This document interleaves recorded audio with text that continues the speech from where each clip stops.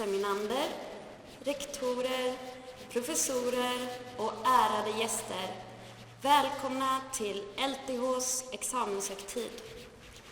Graduates, deans, professors and honored guests, welcome to the graduation ceremony of the Faculty of Engineering LTH at Lund University. Det dagens huvudpersoner har åstadkommit under sin utbildningstid är imponerande. The achievements you have accomplished during your studies at LTH are impressive. Några av dem som funnits runt omkring er under resans gång vill idag tacka och önska lycka till för framtiden. Deans of LTH and invited speakers are here today to share your big day and wish you all the best for the future. Med detta vill jag hälsa rektor Viktor Öval välkommen upp i talarstolen. Speech by the Dean of the Faculty of Engineering LTH, Viktor Öval.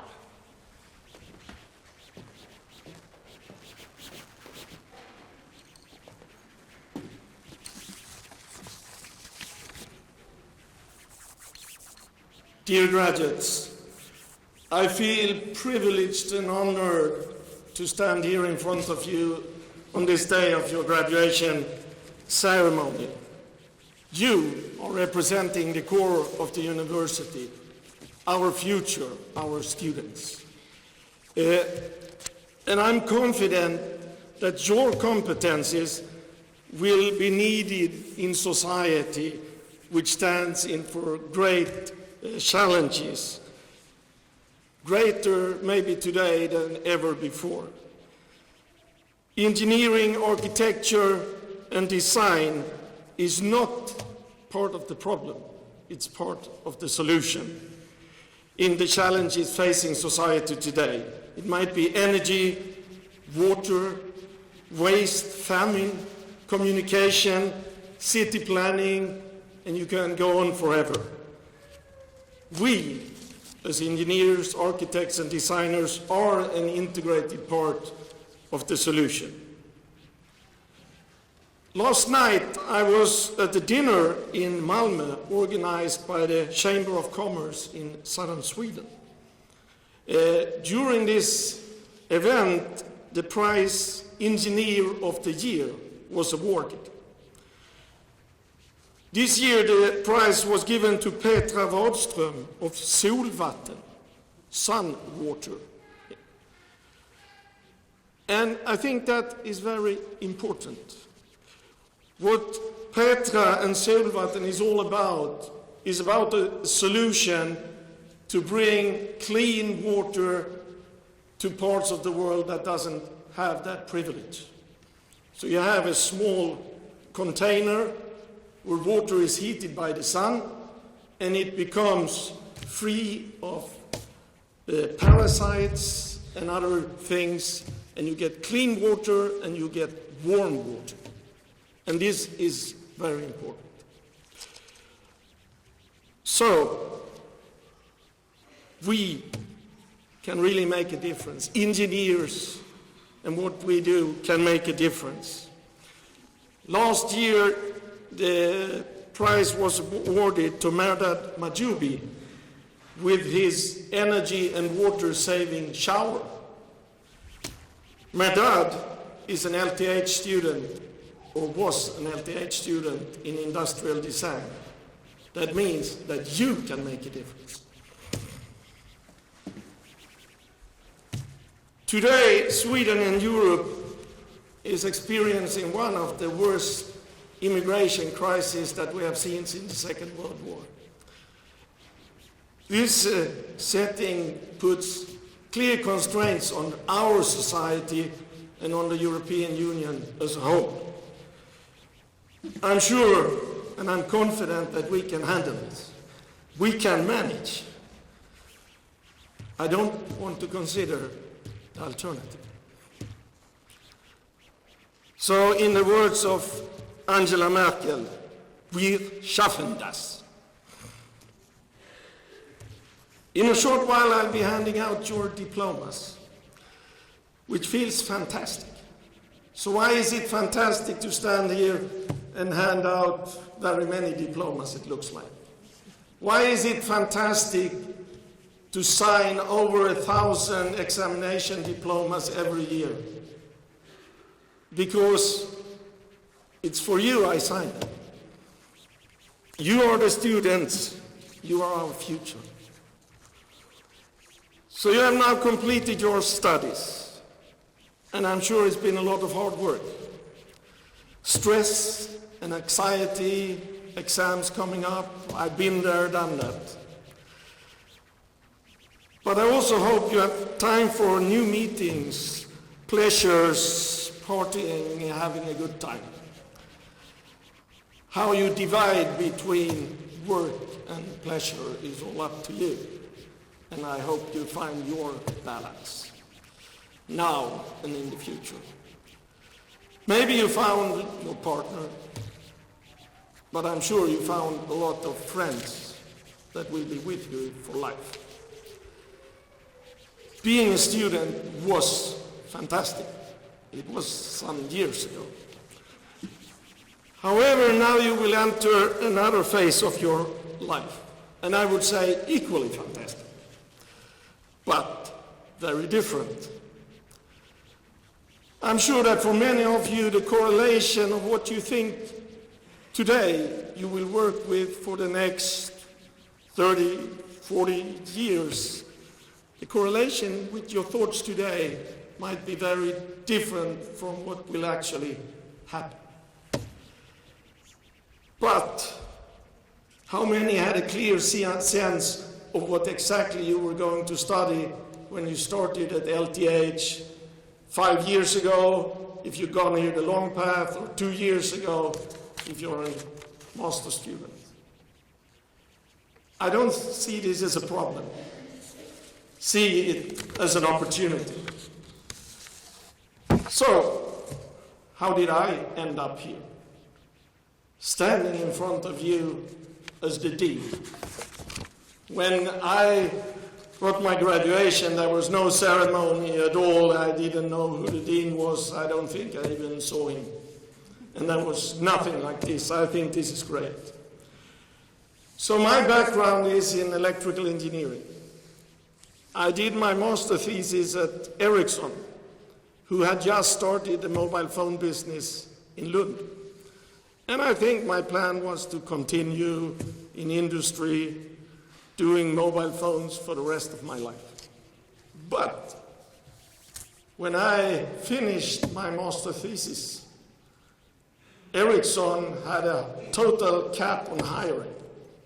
They tried to do computers, which failed miserably. So I started as a PhD student, by chance. I didn't really know what to do when I got my doctorate degree. They opened an opportunity to go to Los Angeles. That sounds great, I thought. So I went there on a postdoc grant from the Swedish Research Council, did a postdoc, and came back. And then 30 years after my graduation or something like that, I'm standing here as the dean. Life is quite amazing. It takes unexpected twists and turns, and I tell you, grab the opportunities when they come. You've got a great education, at least according to me, from the Faculty of Engineering and from Lund University, that will serve as a very great foundation for your future. So, is education and training. You have been educated and trained in your respective disciplines. Have you along the way lost something? I don't know, but I have a quote from a book I read many years ago by an author called John Gardner.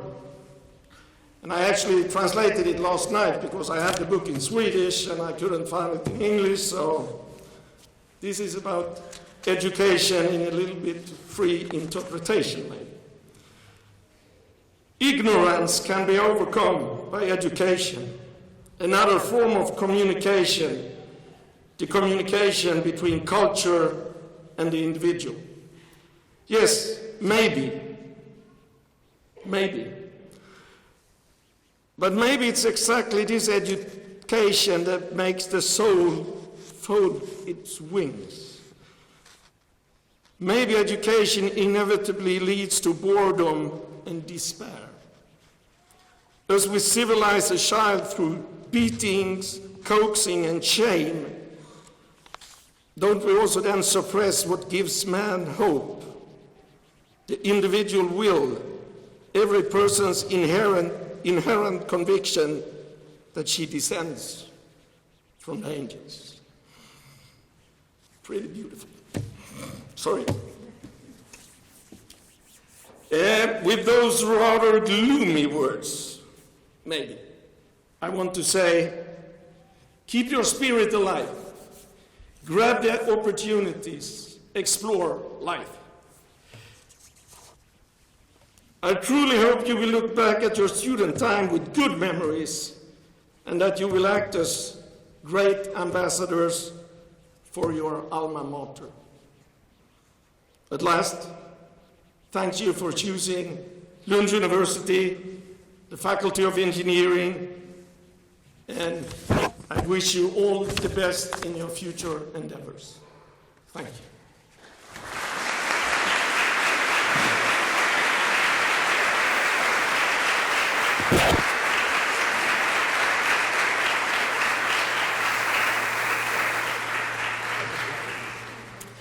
Tack så mycket för de orden. Som bevis för sina ansträngningar vid LTH kommer nu examinanderna att få sina diplom. You will now receive your diplomas.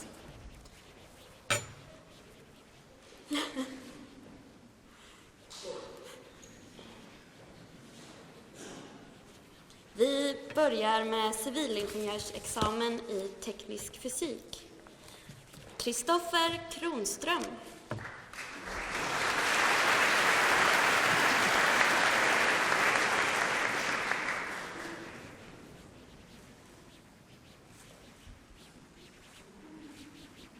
Karl-Olof Hylén.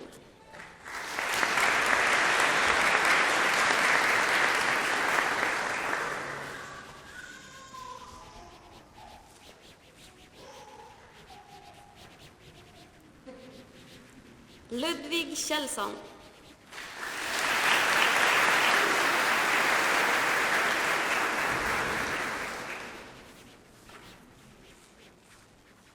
Lars Sjödahl.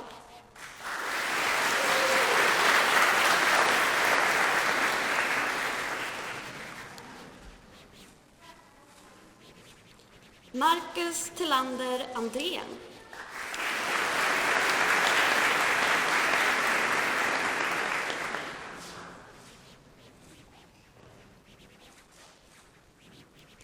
Joakim Grina.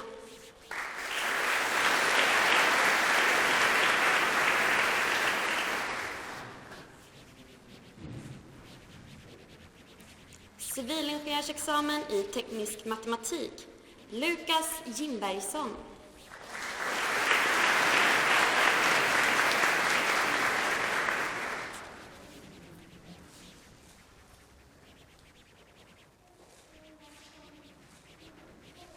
Isabella Reinholm.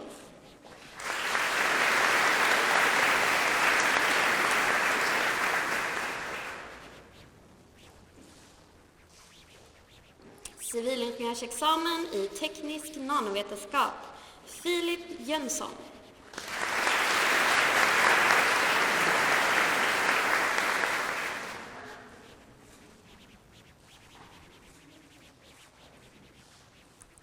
Axel Persson.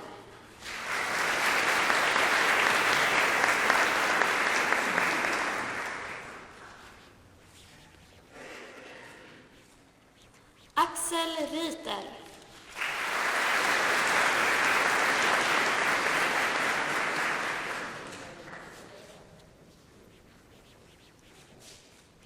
Jannike Svensson.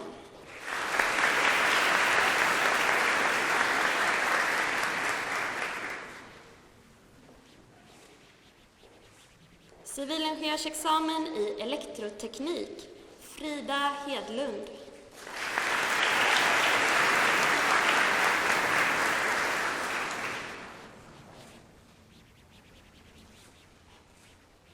Master's Program in System on Chip, Gao Jing.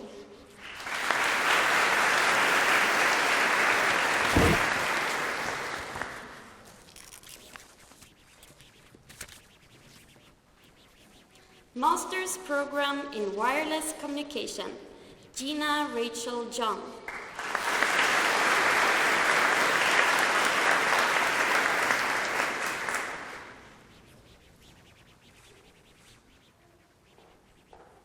Mohammed Salman.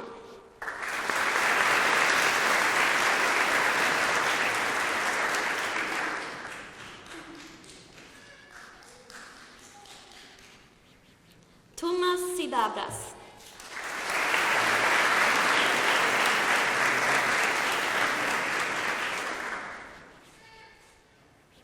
Harihara Sudan, Winnie Svaran.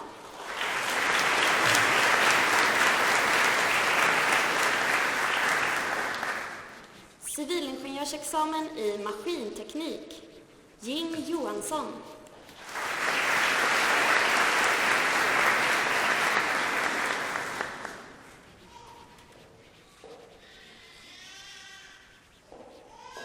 John Kron.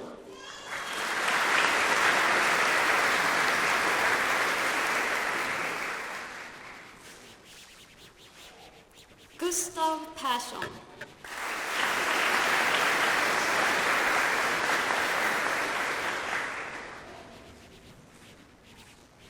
Oskar Persson.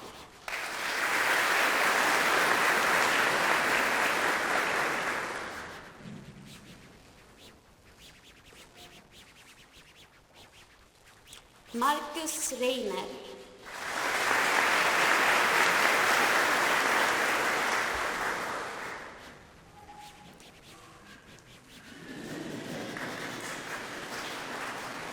Jonathan Selvall.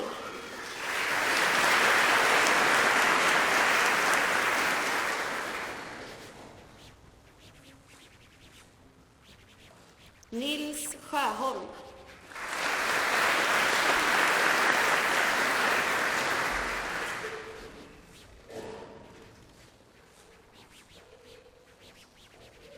Petter Bergeling.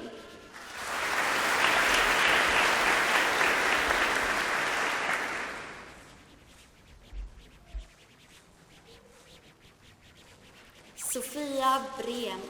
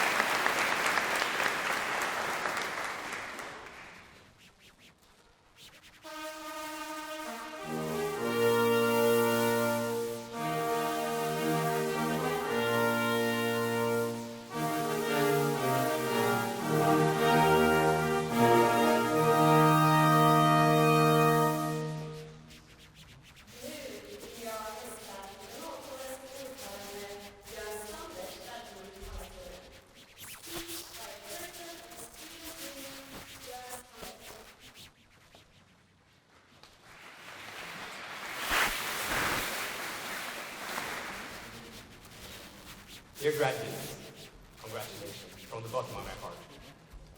A degree is a milestone in life.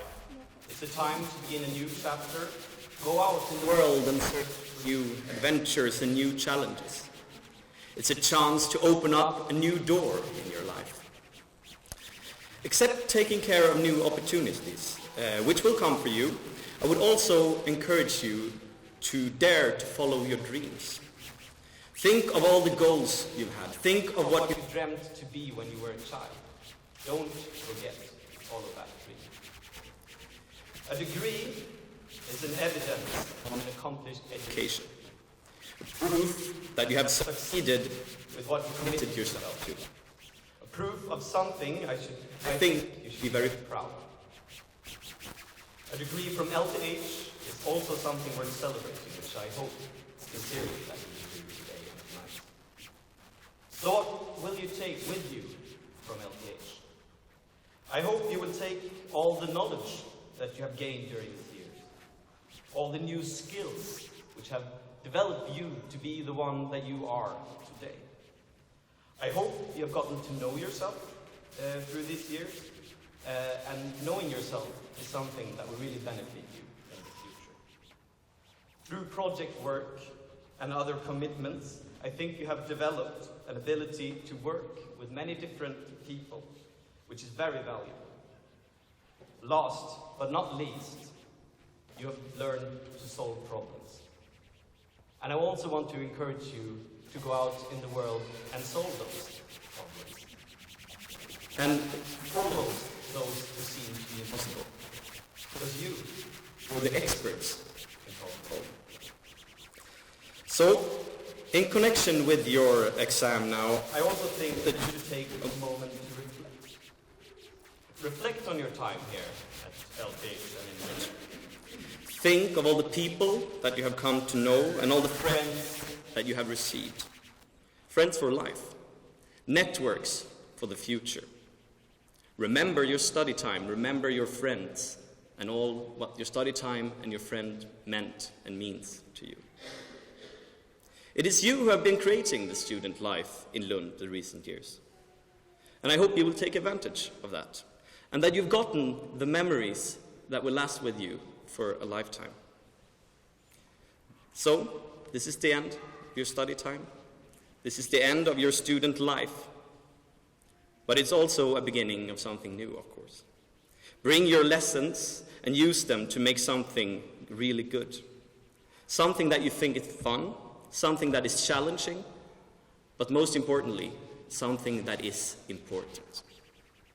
Take with you the commitment required to pass an education here at LTH, to make a difference in the world. So once again, from my deepest of my heart, congratulations and good luck in the future.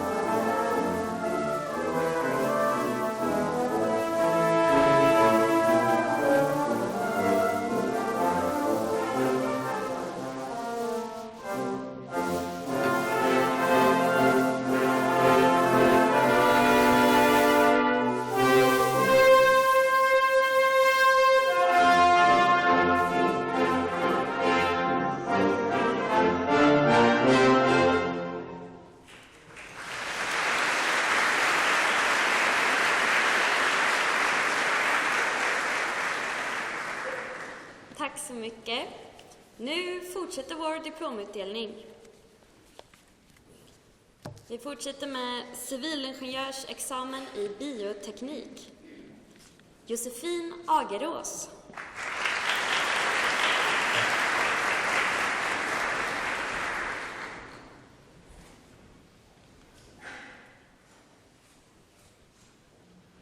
My Brattbacken Lundvall.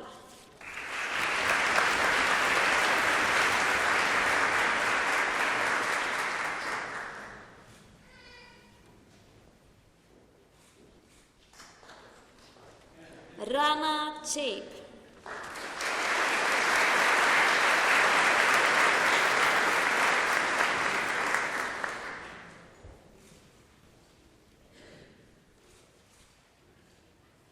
Martina Ek.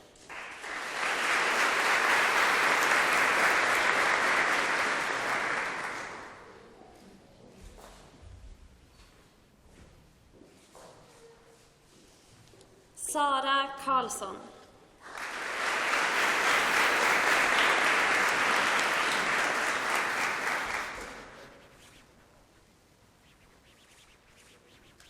Stina Lidén.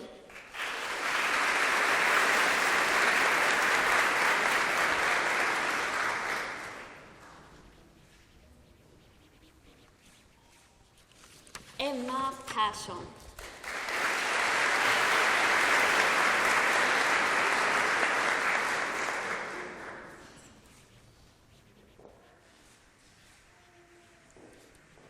Alisa Rizvanovic.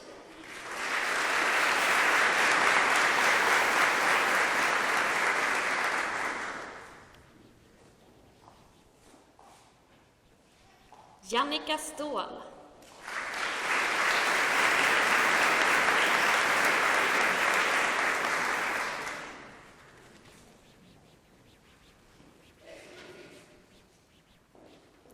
Rebecka Trang.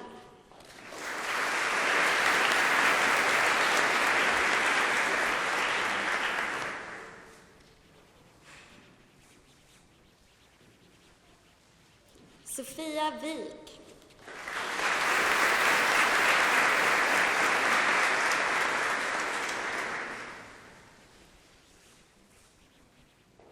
Master's Program in Biotechnology, Mohammed Nesrini.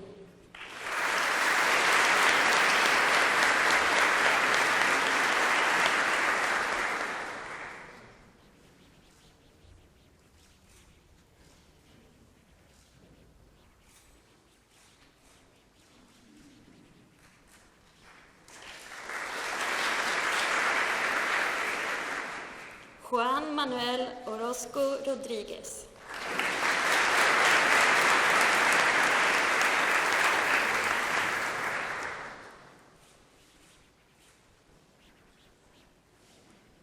Jeroen Givar Kunchbihari.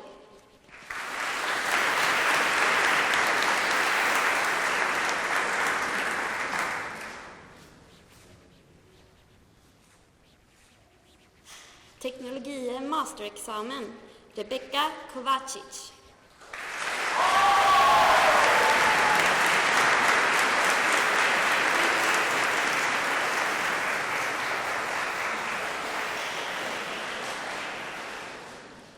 Master's Program in Food Technology and Nutrition, Janani Muralidharan.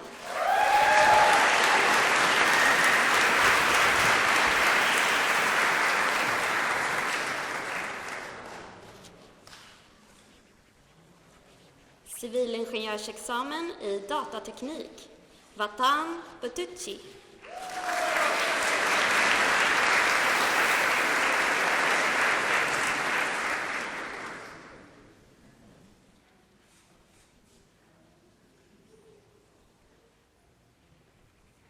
Patrik Forsyth.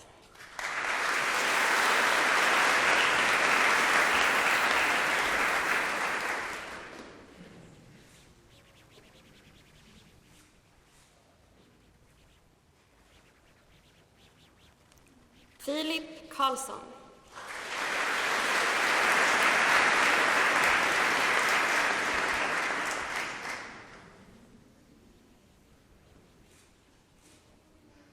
Jerry Lindström.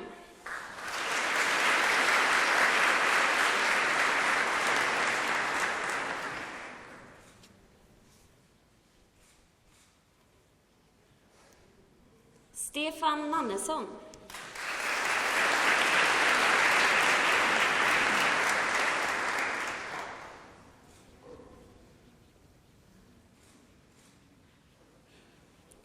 Suraj Alok Sinha.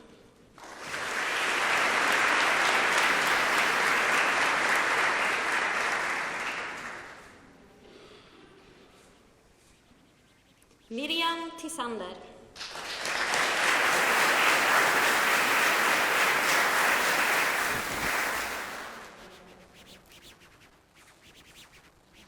Alfred Åkesson.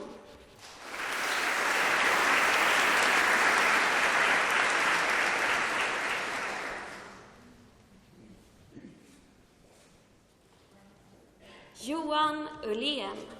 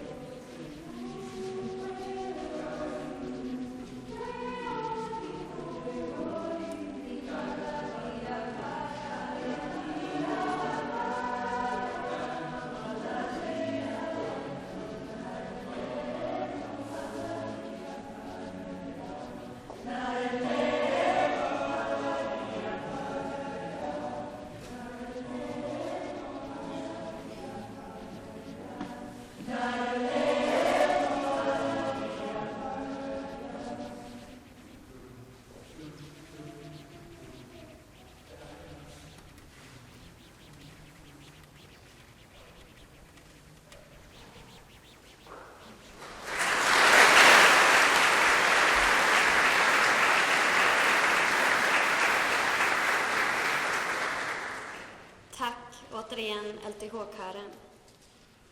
Vi fortsätter vår diplomutdelning. Civilingenjörsexamen i informations- och kommunikationsteknik. Rebecca Alves Martins.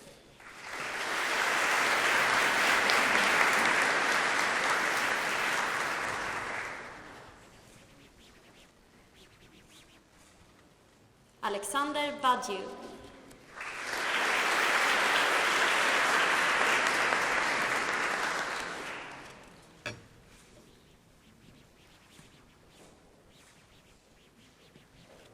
Johan Malmberg.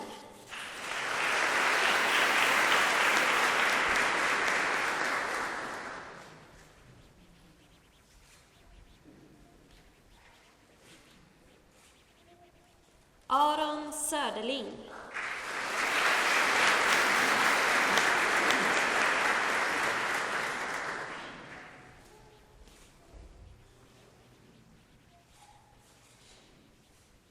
Högskoleingenjörsexamen i byggteknik, Malin Andersson.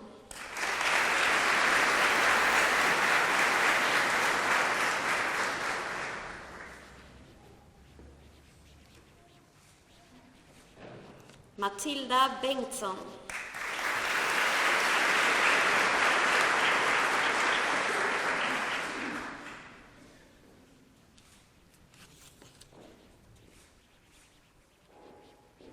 Johanna Johansson.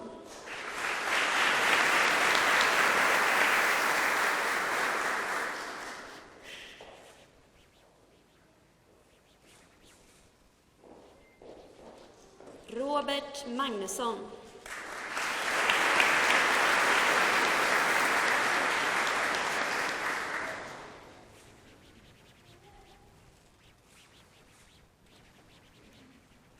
Shanga Namali.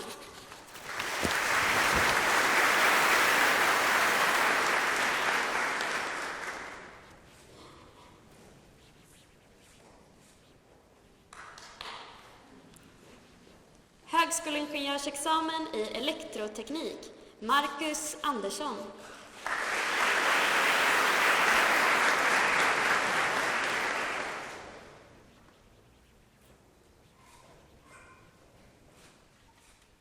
Sandra Gonçalves.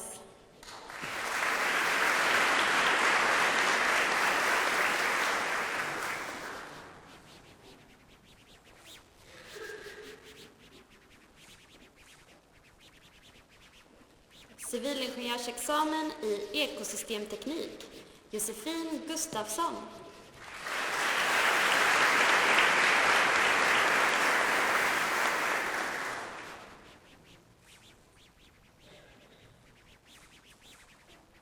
Tanja Klingstedt.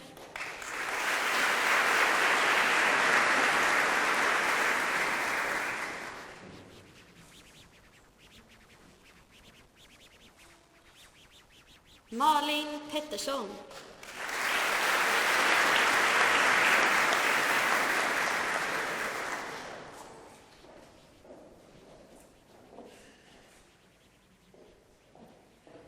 Hanna Svemar.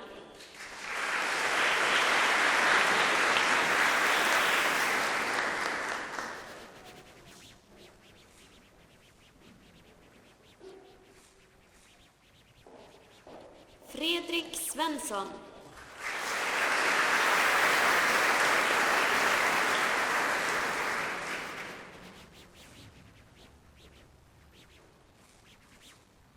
Civilingenjörsexamen i industriell ekonomi, Daniel Alavey.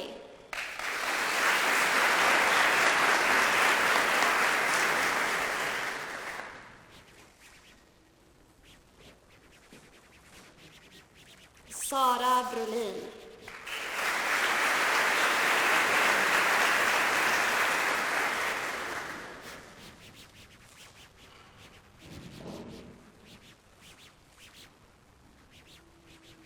Susanna Kristensen.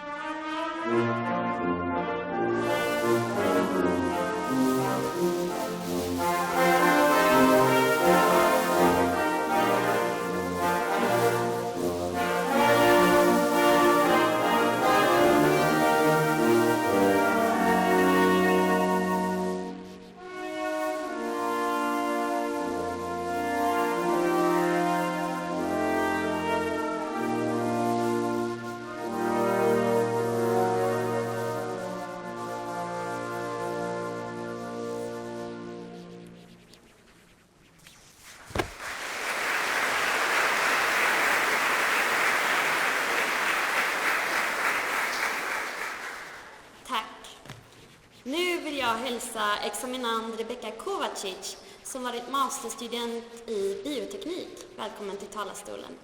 Speech by the graduate from Master's Program in Biotechnology, Rebecka Kovacic.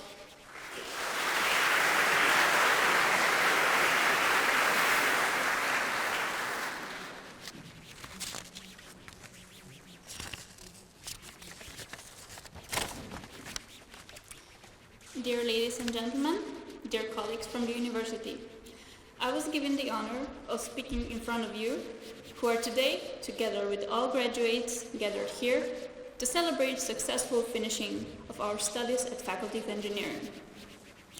I come from a small European country called Slovenia. Note, not Slovakia.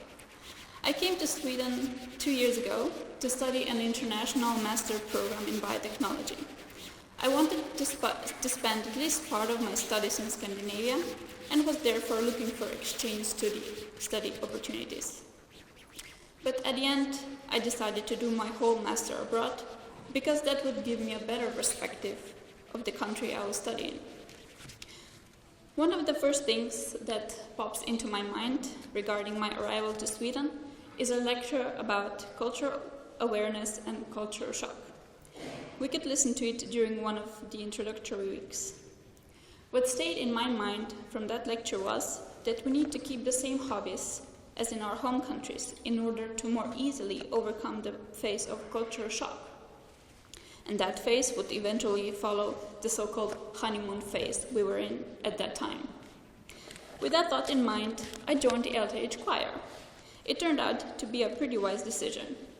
Not only did the choir activities help me to get out of the apartment when my motivation could be spotted in traces, but I also got better insight in Swedish culture and customs, such as celebrating the Saint Lucia Day, which I had no idea about before. And I believe that we all have similar stories like that made our time in Lund so special. I will remember my time at Lund University by a very relaxed atmosphere, friendly professors, high ethical standards, lots of respect, as well as curiosity regarding new cultures. Of course we had lots of work, but that was all neatly distributed into manageable chunks to not feel overwhelmed. In addition, our kind international coordinators organized a bunch of activities and trips for us to be able to know Sweden better, as well as to take a break from our studies. Thank you so much for that. I really hope, fellow graduates, that you had as meaningful experience staying in Lund as I did. Now, we are all assembled in this majestic university building, done with our formal education. And what's next? Some of you might go for a PhD, stay in academia, some might look for opportunities in industry, some might start your own business, or some might not even do anything related to what you have studied. And honestly, I think it doesn't really matter. What I think matters most is that as scientists, we keep the scientific set of mind and use it in our everyday life. By that, I mean to be skeptical, to seek out more evidence when in doubt, and sometimes admit that we too can be wrong. In addition, as alumni of Lund University, let's be promoters of world-class science, tolerance, respect, and acceptance to each other. Good luck with your future. Thank you.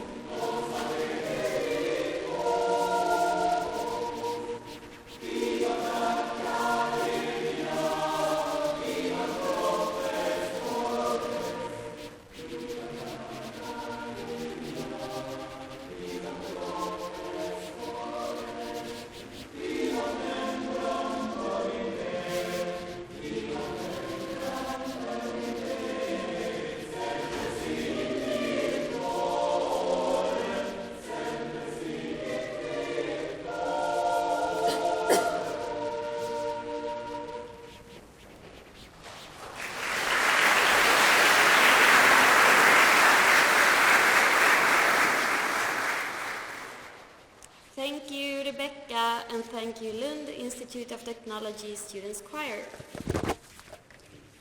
Nu har jag den stora äran att få presentera årets högtidstalare, René Andersson. 2012 blev René Andersson hedersdoktor vid Lunds universitet för sitt arbete med att integrera etik, miljö och ekonomi i leverantörsleden i Indien. Genom sitt engagemang och sin kunskap har hon möjliggjort forskning och teknikutveckling kring vattenrening i Sydasien. Hon är initiativtagare till Sweden Textile Water Initiative och Stockholm International Water Institute. René har även arbetat som projektledare för Dresscode och i många år engagerat sig i Rädda Barnen. Speech by Honorable Guest René Andersson, Honorary Doctorate by the Faculty of Engineering LTH at Lund University.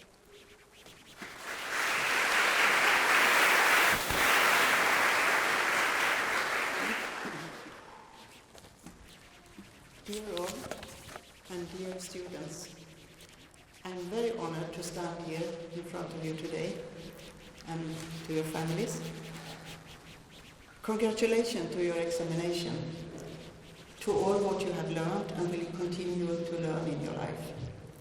I'm happy to share with you what I have learned and why my choice in life was to work for improvements for human rights and the environment.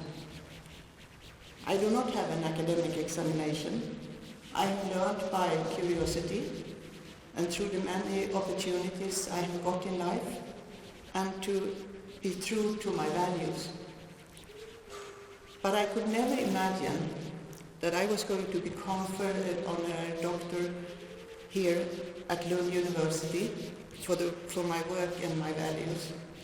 But I was in May 2012, one of the happiest and most glorious day in my life.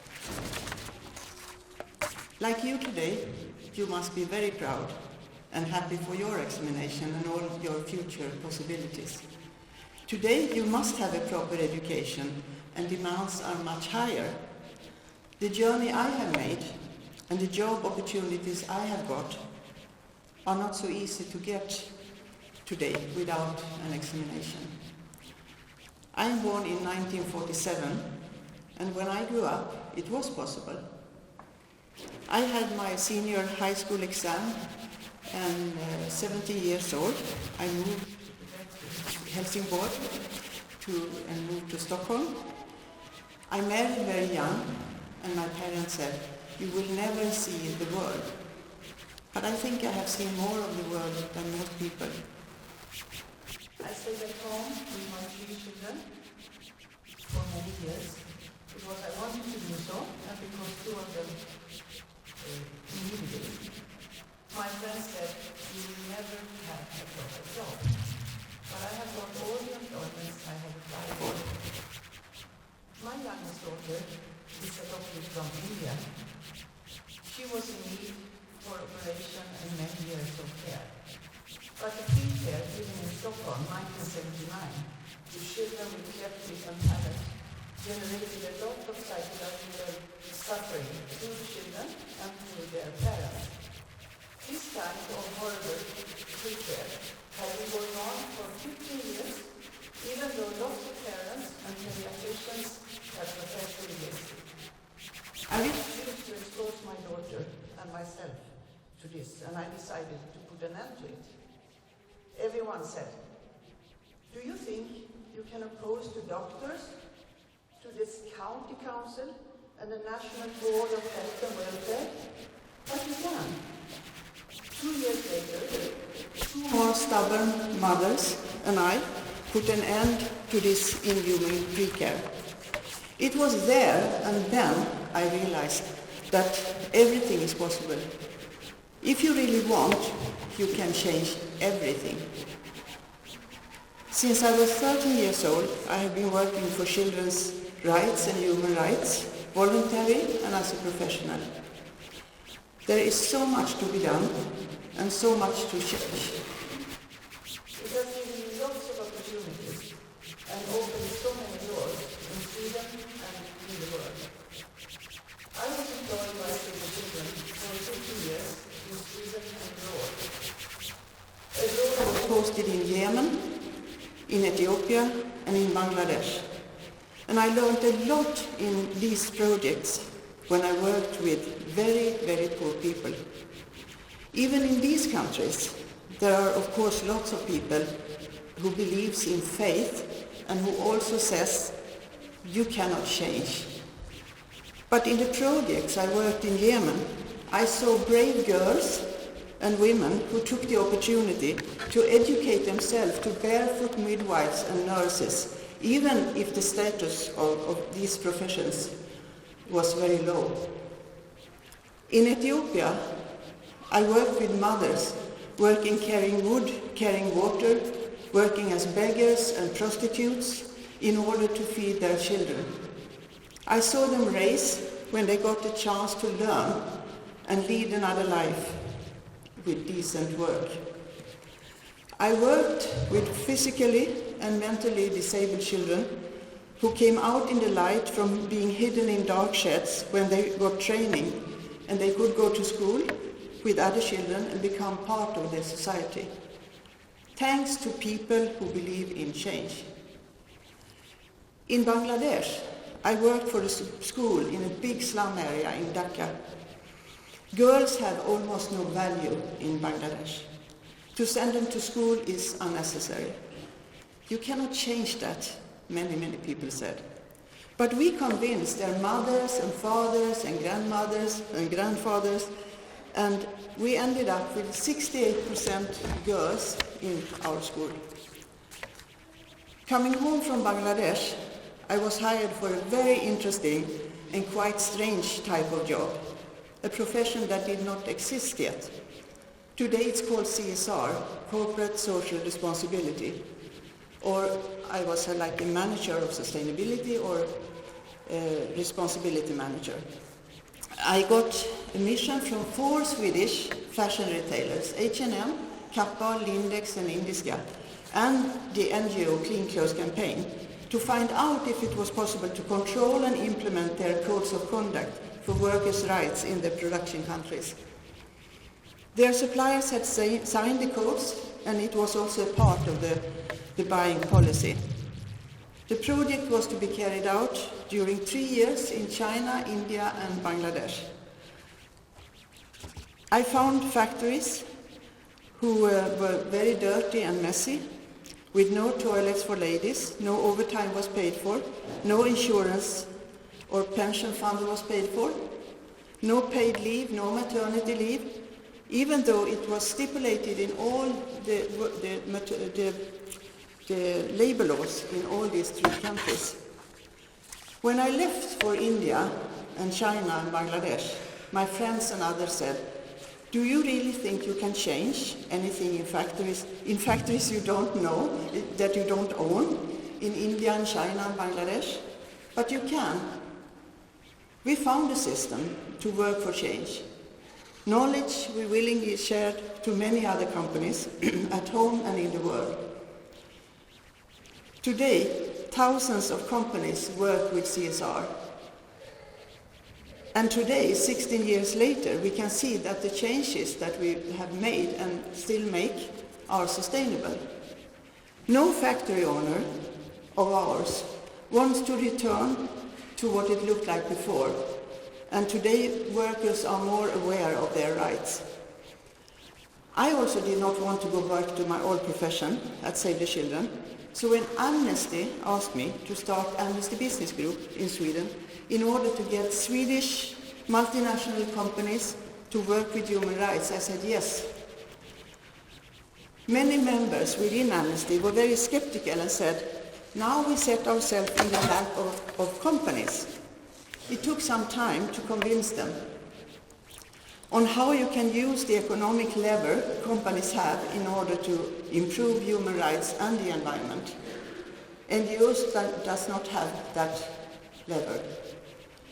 Companies create work, but they must be carried out in respect for human rights and the environment. This was exactly what I wanted to do. I wanted to work with it in practice. So in 2003, I contacted a fashion retail company, Indiska, and after a few days, I was hired. Together with Indiska suppliers in Asia, mainly in India, the improvements we made for health and security and also for the social issues were radical. Many of them built new factories and all started to implement their labor laws. The advantages became clear to the suppliers, workers benefited, and also for a buying company there are only advantages to have good suppliers. Now the owners of Indiska and the management asked me to continue down the supply chain with focus on water issues and chemicals. This time it was me who said, I'm good at human rights, but I do not know so much about water in the textile industry. The owner said, then you must learn. So I got a training and education in India and started to audit dyeing and printing units in the textile industry.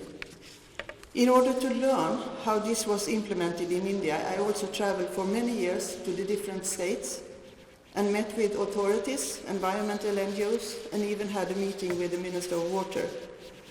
It was then I got contact with Lund University, the Faculty of Engineering, who wanted to make research on wastewater and sludge from the textile industry. It was a very good cooperation where both parties learned a lot. But I also realized that we cannot make these enormous changes alone. A cooperation in the line of business was needed. So as we were doing with the social and ethical issues, my CEO said, we know the textile business, but we are not experts on water. But SIVI, Stockholm International Water Institute is, I said.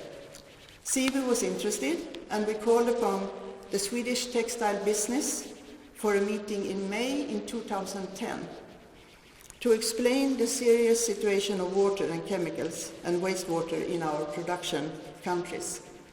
Most helpful at that meeting was Professor Bo Mattiasson and Dr. Maria Jonstrup from the Faculty of Engineering at Lund University.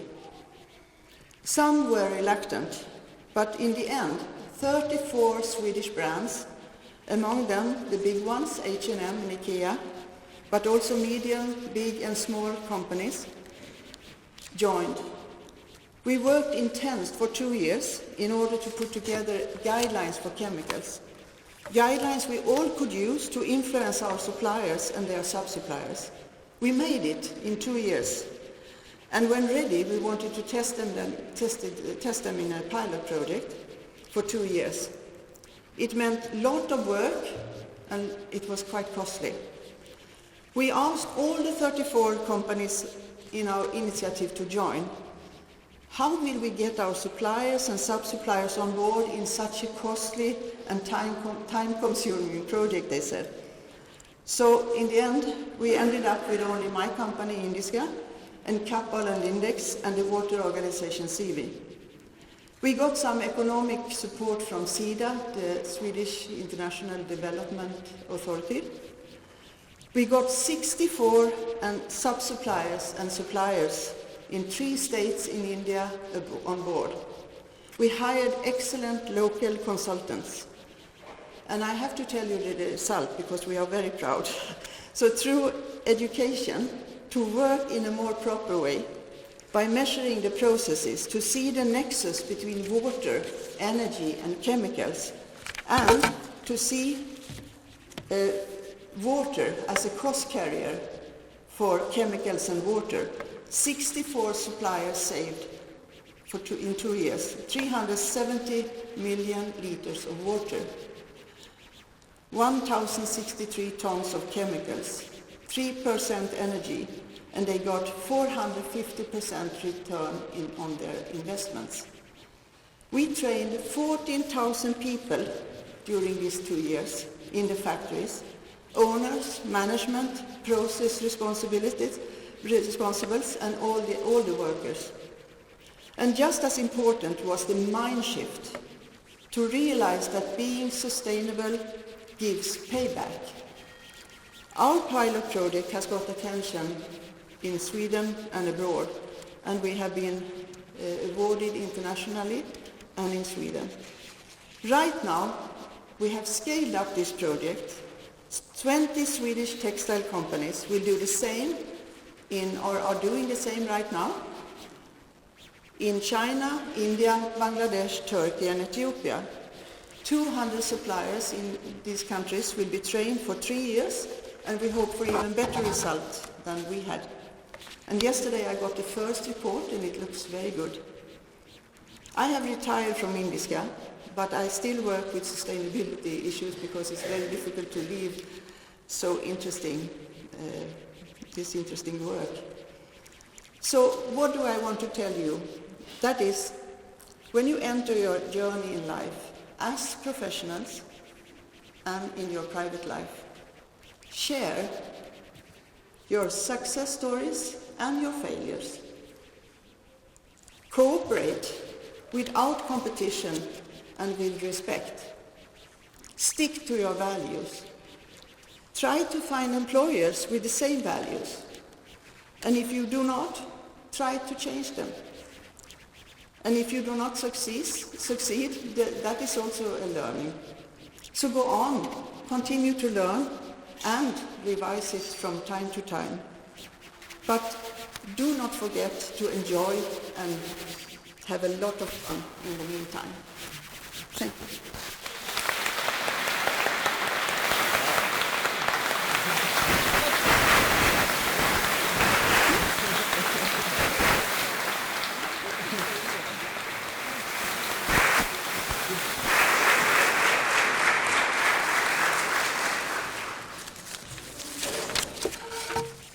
Tack så hemskt mycket för det.